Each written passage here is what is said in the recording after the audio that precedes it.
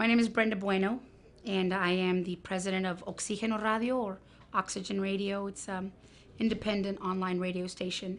Doing a radio program every morning and looking to talk about things that are important to the community, I do see that young girls will see their father as that hero. It's the first love of your life. There's a point in your life where you want every, friend, boyfriend, whatever, to be like your dad. That when, young girls don't have that affection from dad, they tend to look for validation elsewhere. And it usually ends up being, little boyfriends, little, kids at school that'll, talk sweet to your ear. But I think that it is necessary for young girls to have a relationship with dad, because dad will inevitably build your self-confidence and will make you understand what you're worth, so that you don't just listen to any cat off the streets, talking sweet in your ear. And I think that it's very, very important. Father's Day now, I think, kind of regained some of the meaning that it had lost for me for a long time. Complicated family issues made me distance myself from my father, whom I hadn't spoken to probably for about 12 years, until about 5 years ago, that I decided to just kind of put some things away and stop hanging on to some hurtful things. And I decided to forgive him for myself, for my children, more so than for him per se. But yeah, Father's Day now means kind of going back to my roots. I'm blessed with a husband who is just emotionally attached to his own children, and he always said, he goes, I don't know what I would do if my kids just hated me and didn't want to talk to me. My husband has a very complicated relationship with his father as well, yet he never ceases to amaze me, because they have a great relationship despite, so many things that happen.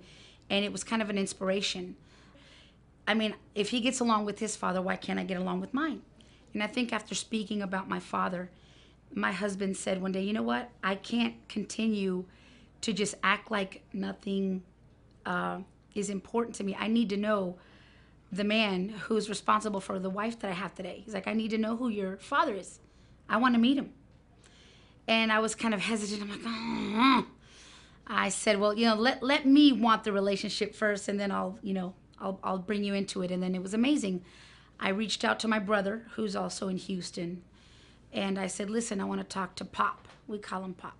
I said, I want to talk to Pop. He's like, really? My brother was like, what? I had spent easily 13 years without speaking to my dad, and it didn't seem like I needed him. And being very much like he is, hard-headed, I just thought that was going to be like that forever. My husband said no. And so I was like, wow, that was, it was kind of shocking to me. And so we planned it. I talked to my father. My voice quivered. My mouth was shaking. I felt like a little girl again. I was probably 36, 37, but I felt like I was 8 years old all over again. And we decided to take the trip on Thanksgiving of 2011, I believe, 2011. We drove to Houston, and my father met my husband, and my father met his grandchildren, who he didn't know.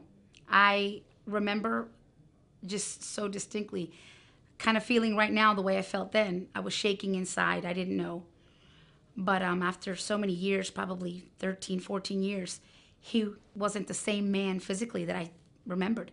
I remembered a man who towered over me, and whose voice was just so deep and so strong to me that it would make me, literally, the times that my father would discipline me, I would urinate in my pants before he even got next to me. So it's that kind of relationship.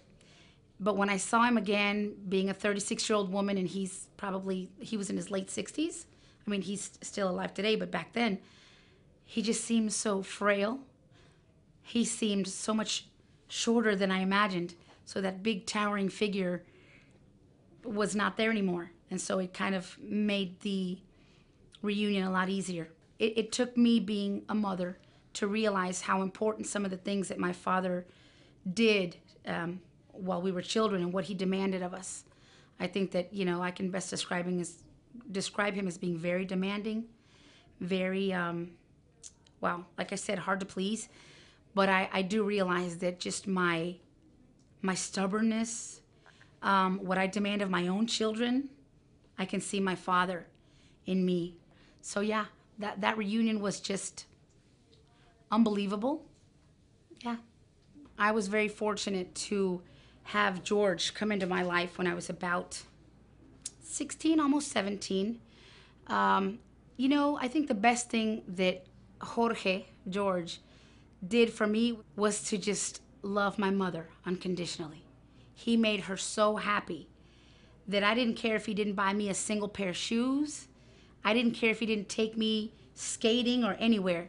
The best thing he could have done for me, he did it. And he still does it to this day. He's been with my mom for like 25, 27 years.